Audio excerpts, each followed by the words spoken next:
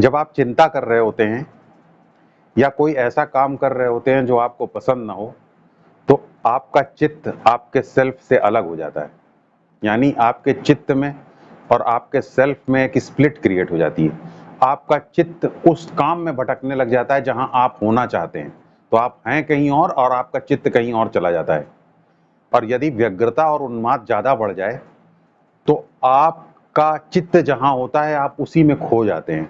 तो इस प्रकार जहां आपका चित्त है सेल्फ से अलग स्प्लिट में, उस स्प्लिट कॉन्शियसनेस में खो जाने को हम कह सकते हैं कॉन्फ्लिक्ट समाधि। इसी कॉन्फ्लिक्ट समाधि को हम अनकॉन्शियसनेस भी कह सकते हैं। यानी कि आप एक बेहोशी की अवस्था में हो जाते हैं, सेल्फ कहीं और है और चित्त कहीं और डूब गया और आप उसी में डूब गए। इसे कह सकते हैं कॉन्फ्लिक्ट समाधि। इसके ठीक विपरीत जब आप जीवन को एंजॉय कर रहे होते हैं, जीवन के प्रति स्वीकार भाव रख रहे होते हैं, तब आपके चित्त और आपके सेल्फ के बीच में कोई सेपरेशन नहीं होता, कोई स्प्लिट नहीं होता, आपकी कॉन्शियसनेस स्प्लिट नहीं होती। तो आपका जो चित्त होता है वो आपके सेल्फ के अंदर ही स्थित होता है। तो इस प्रकार आप एब्सेंट नहीं होते हैं बल्कि आप प्रेजेंट होते हैं।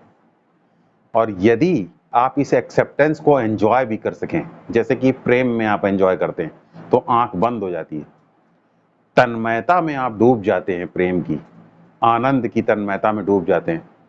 और जब आप इस तन्मयता में डूब जाते हैं और कुछ देर तक डूबे रहते हैं, तो इसको हम समाधि कह सकते हैं।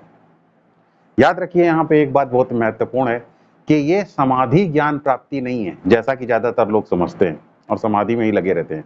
लेकिन समाधि चित्त शुद्धि के लिए बहुत ही आवश्यक है। तो जब आप इस समाधि को प्राप्त कर पाते हैं, तब वेदांत के माध्यम से बाद में ज्ञान प्राप्त होता है।